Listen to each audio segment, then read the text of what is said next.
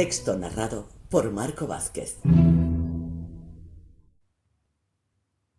El Cristo de la Calavera, de Gustavo Adolfo Bécquer. 1. El rey de Castilla marchaba a la guerra de moros, y para combatir con los enemigos de la religión, había apellidado en son de guerra todo lo más florido de la nobleza de sus reinos. Las silenciosas calles de Toledo resonaban noche y día con el marcial rumor de los atabales y los clarines, y ya en la morisca puerta de Bisagra, ya en la del Cambrón, o en la embocadura del antiguo puente de San Martín, no pasaba hora sin que se oyese el ronco grito de los centinelas, anunciando la llegada de algún caballero que, precedido de su pendón señorial y seguido de jinetes y peones, venía a reunirse al grueso del ejército castellano.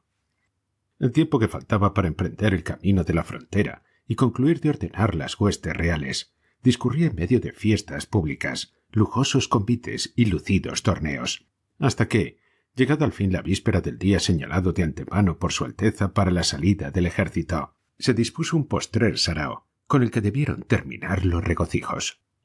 La noche del sarao, el Alcázar de los Reyes ofrecía un aspecto singular.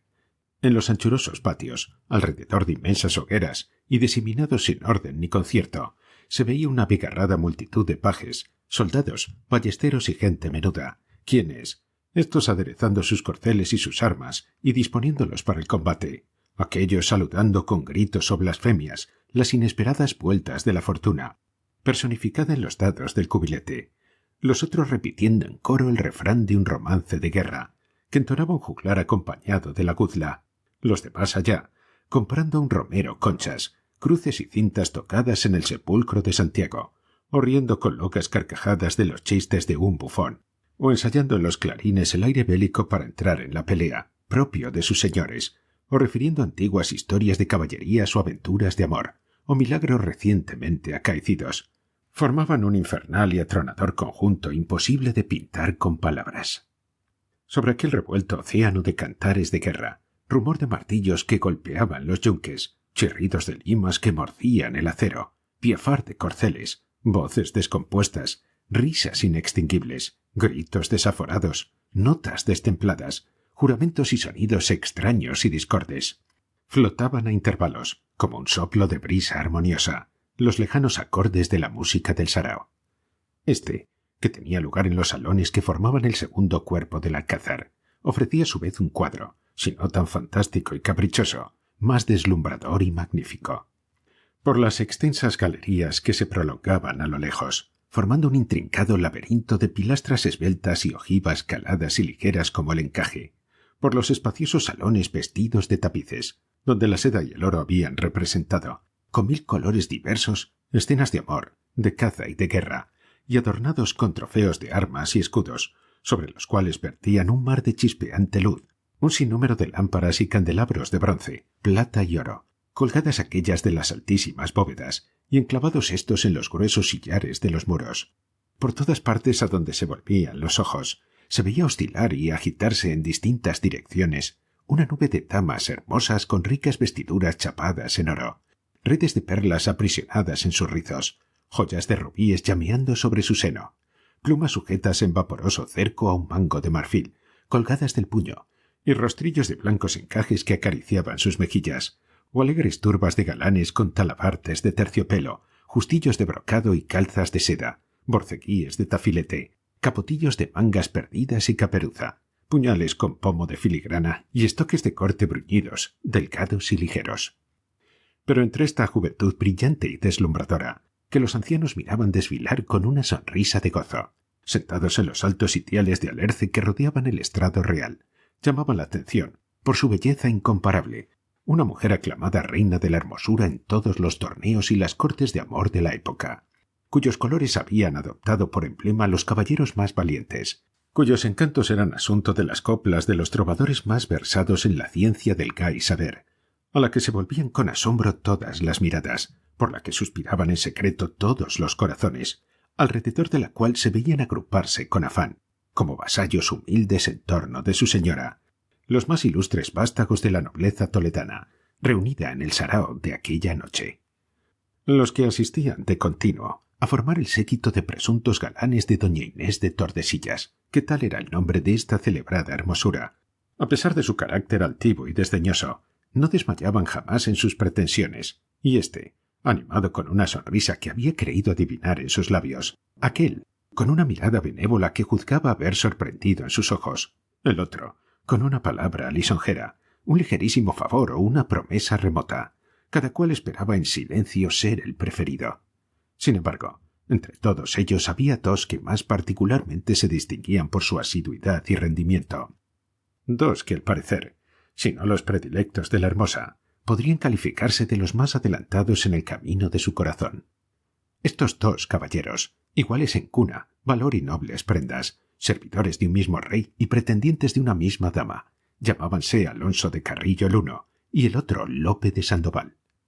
Ambos habían nacido en Toledo, juntos habían hecho sus primeras armas, y en un mismo día, al encontrarse sus ojos con los de doña Inés, se sintieron poseídos de un secreto y ardiente amor por ella, amor que germinó algún tiempo retraído y silencioso, pero que al cabo comenzaba a descubrirse y a dar involuntarias señales en existencia en sus acciones y discursos. En los torneos del Zocodover, en los juegos florales de la corte, siempre que se les había presentado coyuntura para rivalizar entre sí en gallardía o donaire, la habían aprovechado con afán ambos caballeros, ansiosos de distinguirse a los ojos de su dama. Y aquella noche, impelidos sin duda por un mismo afán, trocando los hierros por las plumas y las mallas por los brocados y la seda, de pie donde al sitial, donde ella se reclinó un instante después de haber dado una vuelta por los salones, comenzaron una elegante lucha de frases enamoradas e ingeniosas, o epigramas embozados y agudos. Los astros menores de esta brillante constelación, formando un dorado semicírculo en torno de ambos galanes, reían y esforzaban las delicadas burlas, y la hermosa, objeto de aquel torneo de palabras, aprobaba con una imperceptible sonrisa los conceptos escogidos o llenos de intención que, ora salían de los labios de sus adoradores como una ligera onda de perfume que halagaba a su vanidad, ora partían como una saeta aguda que iba a buscar, para clavarse en él, el punto más vulnerable del contrario, su amor propio. Ya el cortesano combate de ingenio y galanura comenzaba a hacerse de cada vez más crudo. Las frases eran aún corteses en la forma, pero breves, secas, y al pronunciarlas, si bien las acompañaba una ligera dilatación de los labios, semejante a una sonrisa, los ligeros relámpagos de los ojos, imposibles de ocultar, demostraban que la cólera hervía comprimida en el seno de ambos rivales. La situación era insostenible. La dama lo comprendió así, y levantándose del sitial, se disponía a volver a los salones, cuando un nuevo incidente vino a romper la valla del respetuoso comedimiento en que se contenían los dos jóvenes enamorados. Tal vez con intención, acaso por descuido, doña Inés había dejado sobre su falda uno de los perfumados guantes, cuyos botones de oro se entretenían a arrancar uno a uno mientras duró la conversación. Al ponerse de pie, el guante resbaló por entre los anchos pliegues de seda y cayó en la alfombra. Al verle caer, todos los caballeros que formaban su brillante comitiva se inclinaron presurosos a recogerle, disputándose el honor de alcanzar un leve movimiento de cabeza en premio de su galantería. Al notar la precipitación con que todos hicieron el ademán de inclinarse, una imperceptible sonrisa de vanidad satisfecha asomó a los labios de la orgullosa doña Inés, que después de hacer un saludo general a los galanes que tanto empeño mostraban en servirla, sin mirar apenas y con la mirada alta y desdeñosa, tendió la mano para recoger el guante en la dirección en que se encontraban Lope y Alonso, los primeros que parecían haber llegado al sitio en que cayera. En efecto, ambos jóvenes habían visto caer el guante cerca de sus pies, ambos se habían inclinado con igual presteza a recogerle, y al incorporarse, cada cual le tenía asido por un extremo. Al verlos inmóviles, desafiándose en silencio con la mirada, y decididos ambos a no abandonar el guante que acababan de levantar del suelo, la dama dejó escapar un grito leve e involuntario, que ahogó el murmullo de los asombrados espectadores, los cuales presentían una escena borrascosa, que en el alcázar y en presencia del rey podría calificarse de un horrible desacato. No obstante, Lope y Alonso permanecían impasibles, mudos, midiéndose con los ojos, de la cabeza a los pies, sin que la tempestad de sus almas se revelase más que por un ligero temblor nervioso, que agitaba sus miembros como si se hallasen acometidos de una repentina fiebre. Los murmullos y las exclamaciones iban subiendo de punto. La gente comenzaba a agruparse en torno a los actores de la escena. Doña Inés, o aturdida o complaciéndose en prolongarla, daba vueltas de un lado a otro, como buscando dónde refugiarse y evitar las miradas de la gente, que cada vez acudía en mayor número. La catástrofe era ya segura. Los dos jóvenes habían ya cambiado, algunas palabras en voz sorda, mientras que con la una mano sujetaban el guante con una fuerza convulsiva. Parecían ya buscar instintivamente con la otra el puño de oro de sus dagas, cuando se entreabrió respetuosamente el grupo que formaban los espectadores y apareció el rey. Su frente estaba serena, ni había indignación en su rostro ni cólera en su ademán. Tendió una mirada alrededor, y esta sola mirada fue bastante para darle a conocer lo que pasaba. Con toda la galantería del doncel más cumplido, tomó el guante de las manos de los caballeros, que, como movidos por un resorte, se abrieron sin dificultad al sentir el contacto de la del monarca, y volviéndose a doña Inés de Tordesillas, que apoyada en el brazo de una dueña, parecía próxima a desmayarse, exclamó, presentándolo, con acento, aunque templado, firme: «Tomad, señora, y cuidad de no dejarle caer en otra ocasión, donde al devolvérsele os lo devuelva manchado en sangre». Cuando el rey terminó de decir estas palabras, doña Inés, no acertaremos a decir si a impulsos de la emoción o por salir más airosa del paso, se había desvanecido en brazos de los que la rodeaban.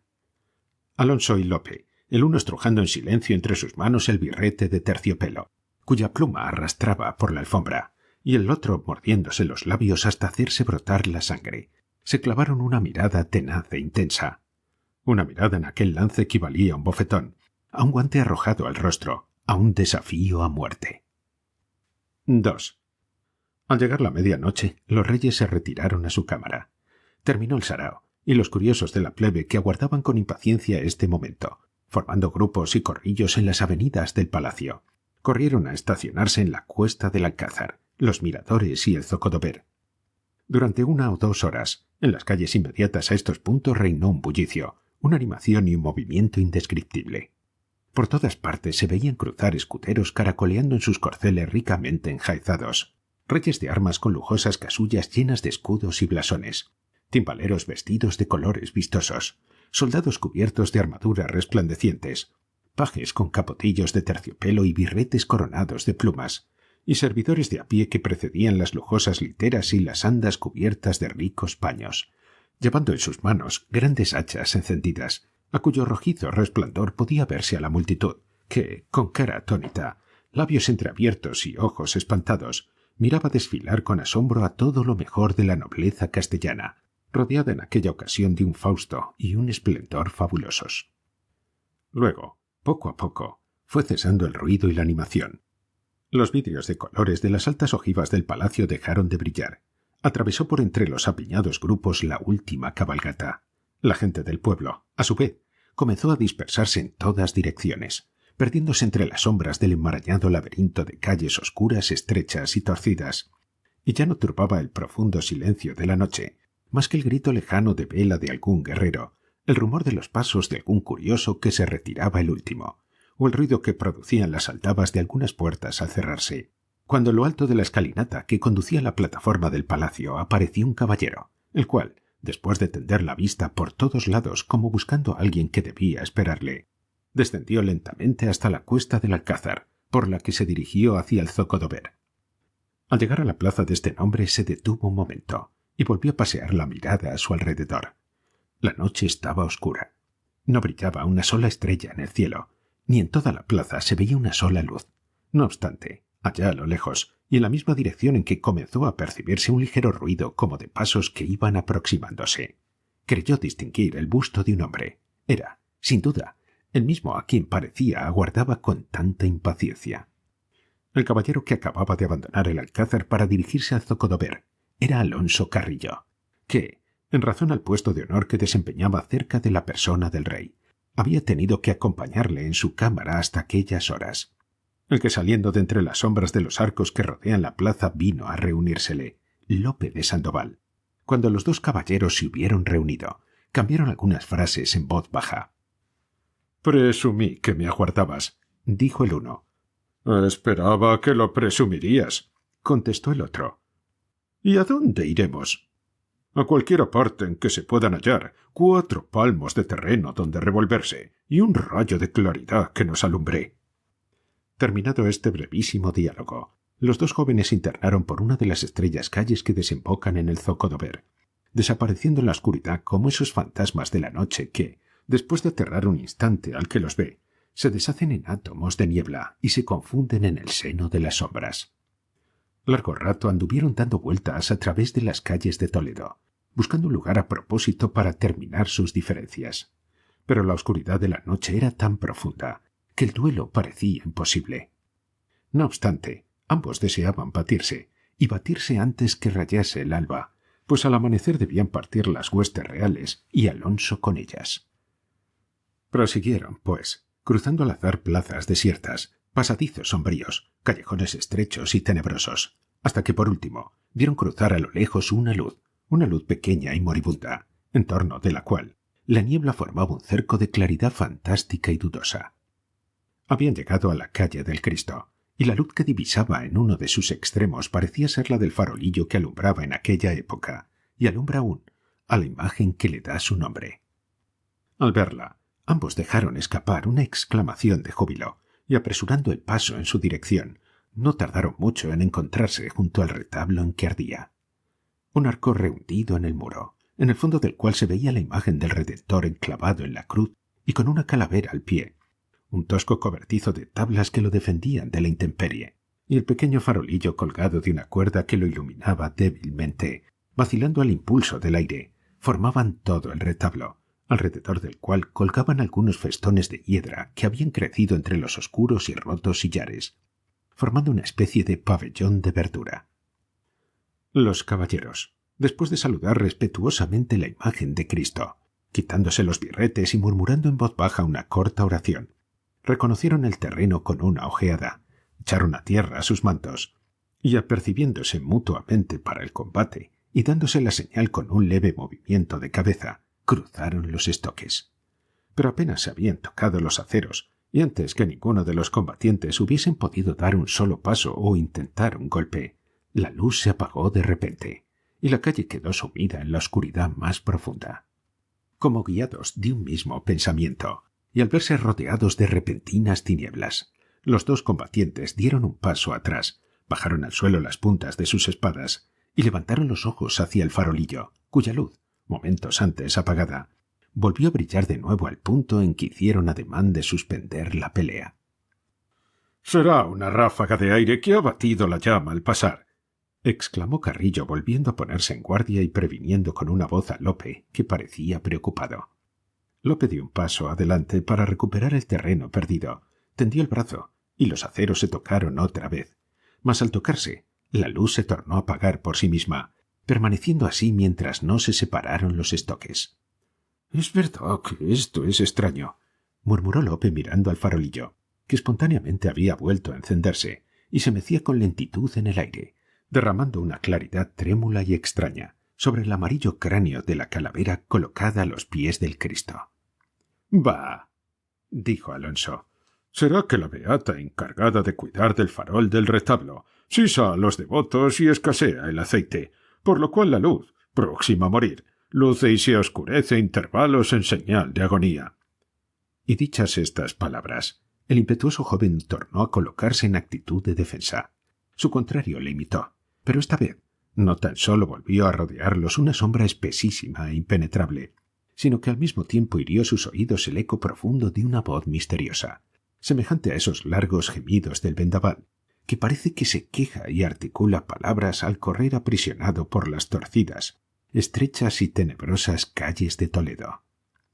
¿Qué dijo aquella voz medrosa y sobrehumana? Nunca pudo saberse, pero al oírla, ambos jóvenes se sintieron poseídos de tan profundo terror, que las espadas se escaparon de sus manos, el cabello se les erizó, y por sus cuerpos, que estremecía un temblor involuntario, y por sus frentes, pálidas y descompuestas, comenzó a correr un sudor frío como el de la muerte.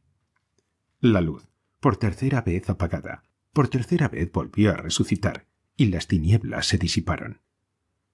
«¡Ah!», exclamó Lope al ver a su contrario entonces, y en otros días su mejor amigo, asombrado como él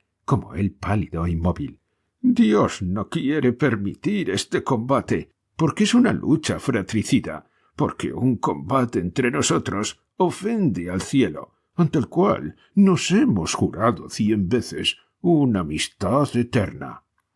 Y esto diciendo se arrojó en los brazos de Alonso, que le estrechó entre los suyos con una fuerza y una efusión indecibles. 3. Pasados algunos minutos, durante los cuales ambos jóvenes se dieron toda clase de muestras de amistad y cariño, Alonso tomó la palabra, y con acento conmovido aún por la escena que acabamos de referir, exclamó dirigiéndose a su amigo: Lope, yo sé que amas a doña Inés. Ignoro si tanto como yo, pero la amas. Puesto que un duelo entre nosotros es imposible, resolvámonos a encomendar nuestra suerte en sus manos. Vamos en su busca, que ella decida con libre albedrío cuál ha de ser el dichoso, cuál el infeliz. Su decisión será respetada por ambos, y el que no merezca sus favores, mañana saldrá con el rey de Toledo, e irá a buscar el consuelo del olvido en la agitación de la guerra. Pues tú lo quieres, sea, contestó Lope. Y el uno apoyado en el brazo del otro, los dos amigos se dirigieron hacia la catedral, en cuya plaza, y en un palacio del que ya no quedan ni aún los restos, habitaba doña Inés de Tordesillas. Estaba a punto de rayar el alba, y como algunos de los deudos de doña Inés, sus hermanos entre ellos, marchaban al otro día con el ejército real, no era imposible que en las primeras horas de la mañana pudiesen penetrar en su palacio. Animados con esta esperanza llegaron, en fin, al pie de la gótica torre del templo. Mas al llegar a aquel punto, un ruido particular llamó su atención, y deteniéndose en uno de los ángulos, ocultos entre las sombras de los altos machones que flaquean los muros, vieron, no sin grande asombro, abrirse el balcón del palacio de su dama, aparecer en él un hombre que se deslizó hasta el suelo con la ayuda de una cuerda, y por último, una forma blanca, doña Inés sin duda, que inclinándose sobre el calado antepecho, cambió algunas tiernas frases de despedida con su misterioso galán. El primer movimiento de los dos jóvenes fue llevarse las manos al puño de sus espadas, pero deteniéndose como heridos de una idea súbita, volvieron los ojos a mirarse y se hubieron de encontrar con una cara de asombro tan cómica que ambos prorrumpieron en una ruidosa carcajada que, repitiéndose de eco en el silencio de la noche, resonó en toda la plaza y llegó hasta el palacio. Al oírla, la forma blanca desapareció del balcón, se escuchó el ruido de las puertas que se cerraban con violencia, y todo volvió a quedar en silencio. Al día siguiente, la reina, colocada en un estrado lujosísimo, veía desfilar las huestes que marchaban a la guerra de moros, teniendo a su lado a las damas más principales de Toledo. Entre ellas estaba doña Inés de Tordesillas, en la que aquel día, como siempre, se fijaban todos los ojos, pero, según a ella le parecía advertir, con diversa expresión que la de costumbre. Diríase que en todas las curiosas miradas que a ella se volvían, retozaba una sonrisa burlona. Este descubrimiento no dejaba de inquietarla algo, sobre todo teniendo en cuenta las ruidosas carcajadas que la noche anterior había creído percibir a lo lejos y en uno de los ángulos de la plaza, cuando cerraba el balcón y despedía a su amante. Pero al mirar aparecer entre las filas de los combatientes, que pasaban por debajo del estrado lanzando chispas de fuego de sus brillantes armaduras, y envueltos en una nube de polvo, los pendones reunidos de las casas de Carrillo y Sandoval, al ver la significativa sonrisa que al saludar a la reina le dirigieron los dos antiguos rivales que cabalgaban juntos, todo lo adivinó, y la púrpura de la vergüenza enrojeció su frente, y brilló en sus ojos una lágrima de despecho.